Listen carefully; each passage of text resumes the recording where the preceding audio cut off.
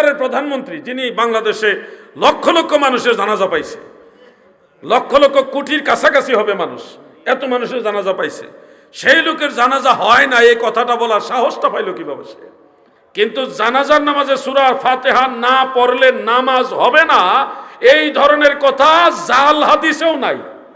সেই ব্যাখ্যাগুলি না জেনে হুট করে একটা ফিতনা ছড়ায় দেওয়া, এগুলি লামাযহাবীদের কাজ। নতুন কথা না এগুলো আমাদের কাছে। অনেকে বলতেছে জানাজার নামাজে সূরা ফাতিহা পড়া লাগবে, নাইলে নামাজ হবে না।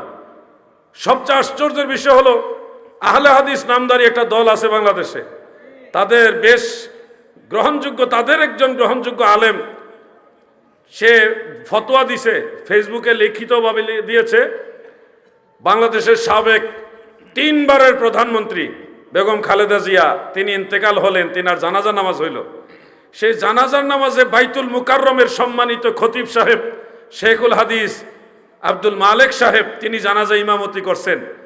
এখন আহলে হাদিসের তারা বলতেছে কি যে জানাজার নামাজে সূরা ফাতিহা পড়ছে না কেন, এই জন্য জানাজা হইছে না, বেগম জিয়ার জানাজা হয় নাই। কি আজীব ব্যাপার! এটার জবাব আবার আমরা দিছি যে জানাজা হয়েছে। মূর্খ, তুমি জানো না জানাজার নামাজে সূরা ফাতিহা পড়া ফরজ নয়।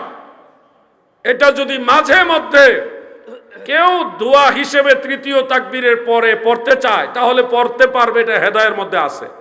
কিন্তু জানাজার নামাজে সূরা ফাতিহা না পড়লে নামাজ হবে না, এই ধরনের কথা জাল হাদিসেও নাই। হযরত ইবনে আব্বাস রাদিয়াল্লাহু আনহুমা জানাজার ভিতরে সূরা ফাতিহা পড়ে বলছে এটা সুন্নাহ মিনাস সুন্নাহ। তিরমিজি শরীফের মধ্যে আসছে আও মিন তামামিস সুন্নাহ, সুন্নাতের পরিপূর্ণতা, সরাসরি সুন্নাহ না। তাহলে ইখতিলাফ চলে আসছে এখানে। আর অন্যান্য সাহাবীরা জানাজার নামাজের ব্যাখ্যা দিয়েছেন, বিশেষ করে শেরে খোদা মাওলা আলী রাদিয়াল্লাহু আনহু, নবীজির আপন চাচাতো ভাইও লাগে, আবার হযরতে ফাতেমাতুজ জাহরা রাদিয়াল্লাহু তাআলা আনহার স্বামী, আহলে বাইতে রাসূলের সদস্য, খোলাফায়ে রাশিদিনের সদস্য হযরতে আলী ইবনে আবি তালিব রাদিয়াল্লাহু আনহু, তিনি বলেছেন জানাজার নিয়ম হলো ইয়াবদাউ বিহামদিল্লাহি তাআলা সুম্মা ইউসাল্লি আলান নবী সুম্মা ইয়াকুল আল্লাহুম্মা গফিরলি আহইয়াইনা ওয়া আমওয়াতিনা ইলা আখিরিল হাদিস।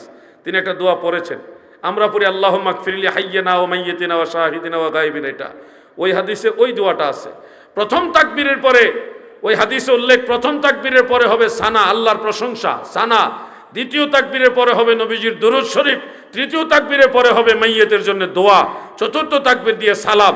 হযরতে সাহাবী রাহমাতুল্লাহ আলাইহি, যিনি 500 জন সাহাবী থেকে হাদিস সংগ্রহ করেছেন, হযরতে সাহাবী রাহমাতুল্লাহ আলাইহি তিনিও বলেছে প্রথম তাকবীরের পরে হবে সানা, দ্বিতীয় তাকবীরের পরে হবে দরুদ শরীফ, তৃতীয় তাকবীরের পরে হবে দোয়া, চতুর্থ তাকবীরের পরে হবে সালাম।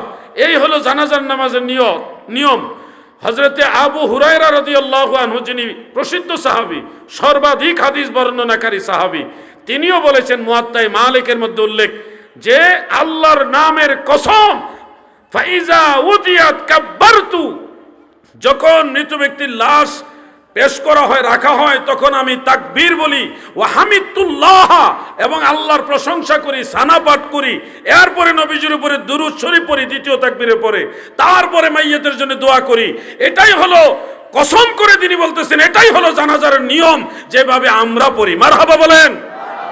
তাহলে যেই লোক বলল, যারা ছড়ালো, আমাদের যুবকরা জানে, তাদের মোবাইলের মধ্যে এগুলি মেসেজ আসে, তাদের ফেসবুকের মধ্যে এগুলি আসে যে তিনবারের প্রধানমন্ত্রী, যিনি বাংলাদেশে লক্ষ লক্ষ মানুষের জানাজা পাইছে, লক্ষ লক্ষ কোটির কাছাকাছি হবে মানুষ, এত মানুষের জানাজা পাইছে, সেই লোকের জানাজা হয় না, এই কথাটা বলার সাহসটা পাইল কিভাবে সে? আচ্ছা ধরেন হযরত ইবনে আব্বাস রাদিয়াল্লাহু আনহুমার এই রওয়ায়াত অনুযায়ী যদি ধরে নেওয়া হয় যে সূরা ফাতিহা না পড়লে জানাজা হয় না, তাহলে হযরত আলী রাদিয়াল্লাহু আনহু যে জানাজা পড়লেন সূরা ফাতিহা সারা, তাহলে তো মাওলা আলীর জানাজা হইছে না। হযরত আবু হুরায়রা জানাজা হয় নাই, তাহলে এক সাহাবী ঠিক আর অন্যান্য সাহাবারা বেঠিক। নাউজুবিল্লাহ, এরকম হয় নাকি? সব সাহাবারাই ঠিক, প্রত্যেকের জায়গা থেকে আলাদা আলাদা ব্যাখ্যা আছে। সেই ব্যাখ্যাগুলি না জেনে হুট করে একটা ফিতনা ছড়ায় দেওয়া, এগুলি লামাযহাবীদের কাজ। যুবক ভাইরা সাবধান, লামাযহাবীরা এই জামানার ছোট দাজ্জাল, এদের থেকে যদি নিজেদেরকে বাঁচাইতে না পারো, না হলে তোমাদের ঈমানও নষ্ট করবে, আমলও ধ্বংস করে দেবে। ঠিক কিনা বলে? তাদের মাঝে নফল নামাজের গুরুত্ব নাই, তাদের মাঝে সুন্নত নামাজের গুরুত্ব নাই, তাদের মাঝে মুনাজাতের গুরুত্ব নাই, শবে বরাতের নামাজের গুরুত্ব নাই, শবে মেরাজের নামাজের গুরুত্ব নাই, তাবারুকের গুরুত্ব নাই, মিলাদুন নবীর গুরুত্ব